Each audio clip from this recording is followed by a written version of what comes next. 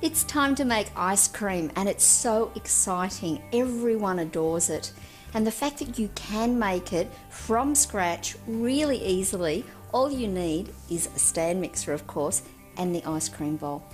Now, to make ice cream, the actual method starts the day before. The most important thing is to remember to have your ice cream bowl in the freezer. I actually keep mine in there all the time, and that means if I do want sorbet or a granita or a water ice or ice cream, it's easy because it's sitting there and it's very, very cold and very, very frozen. The next thing to think about is what sort of ice cream you want or what sort of sorbet you want.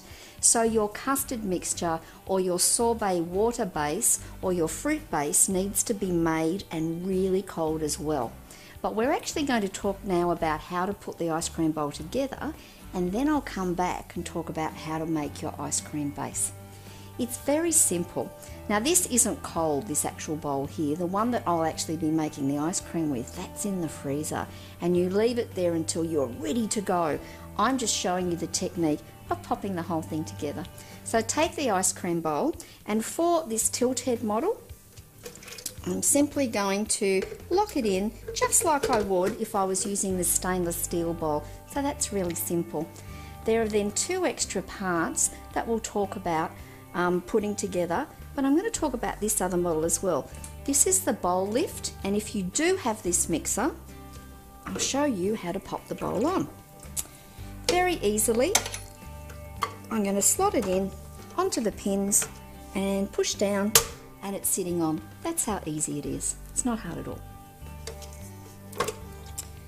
Now, coming back to this mixer, because this is the one that I'm going to work with today,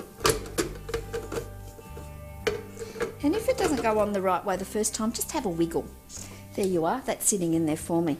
The actual ice cream bowl comes with two extra pieces, and it's incredibly clever that KitchenAid has thought about how to do this. When you make ice cream, you need to keep it churning constantly, and that's a secret to smooth, luscious texture.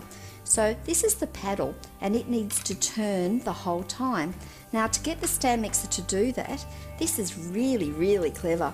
This is a little attachment that you slide onto, there you are, just like that, onto this part of the mixer. Now, sometimes you might have to slide this way or slide this way. You'll know when it goes on because it fits for you. You can look in the manual, it'll explain that to you further. It's not difficult, it's again just like having a little wiggle until it sits in the right place. Once that's done, you then take the paddle, pop it in like so.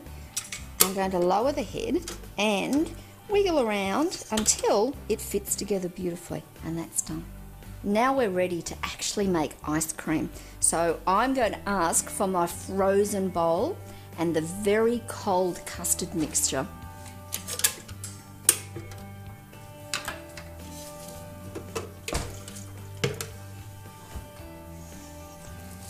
It is a very big secret to actually keeping your mixtures as cold as possible, particularly in the middle of summer. So if you can pop the air conditioning on till it's very, very cold in your kitchen, that will definitely help.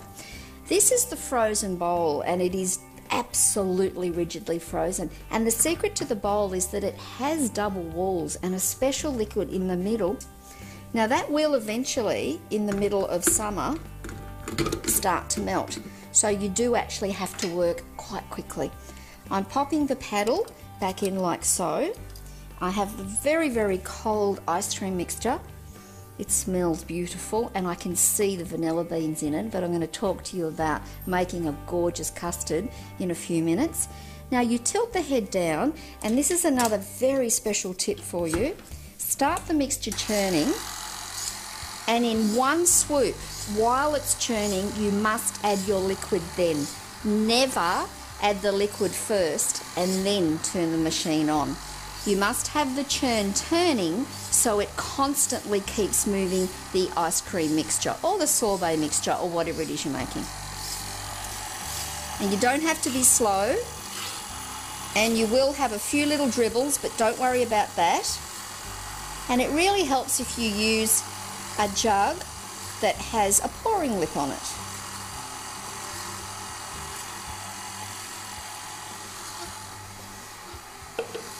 and that will become ice cream.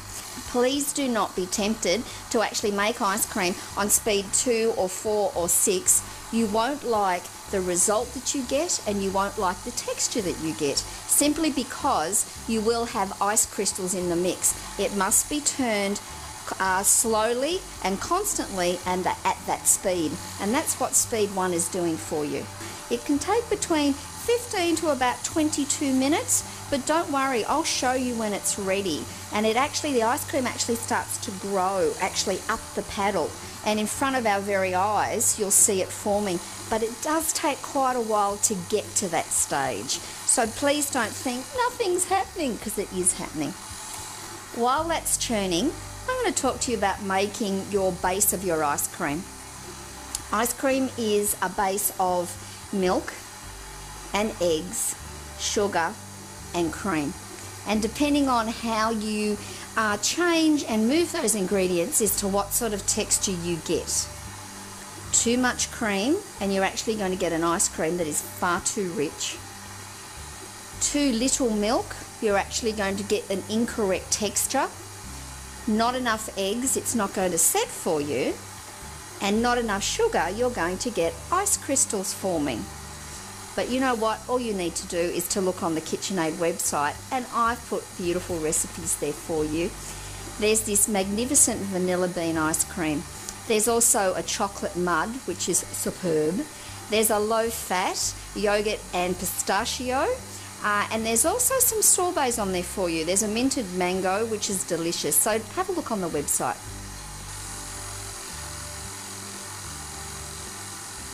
The ice cream bowl makes around 1.5 litres of beautiful homemade ice cream. And for a homemade rich ice cream, that's a great quantity. This is nearly ready for me now. I can see that the soft serve is actually rising right up that paddle. It is important to know that once you get to soft serve stage, and I'm about to show you, I'm going to need to stop very soon. You don't continue until you have an ice cream that is set firm. That is actually done in the freezer. I think I'm ready to show you. Now at this stage we do have beautiful soft serve, which of course you could eat straight away. But I actually want to allow it to firm a little bit more and form it into balls and have ice cream cones. So you can make soft serve and eat straight away, or you can make ice cream. Now the storage of fresh ice cream, this is really quite important. If you have made your own homemade ice cream, you must eat it within about 4 to 5 days. Very important, simply because it doesn't have any preservatives, it doesn't have any horrible additives, and that's the point of making our own, isn't it? So therefore it does need to be eaten within 4 to 5 days. That's actually quite funny to say that, because in my house it wouldn't last a day. But make sure that you do eat it quickly. And the last tip to tell you is that with homemade ice cream, because it doesn't have any artificial agents in it, or preservatives or fillers or stabilizers or anything like that, you'll find that it does firm to a very, very solid consistency, and you'll need to allow about 3 to 4 to 5 minutes for it to soften before you can scoop it. So don't be concerned when you take it out of the freezer if it seems very hard and you can't ball it. No, you just need to wait a few minutes, and then after that, once it has softened a bit, you take your ice cream scoop, you can form a beautiful ball. Look, my cones are waiting. Let's get this in the freezer.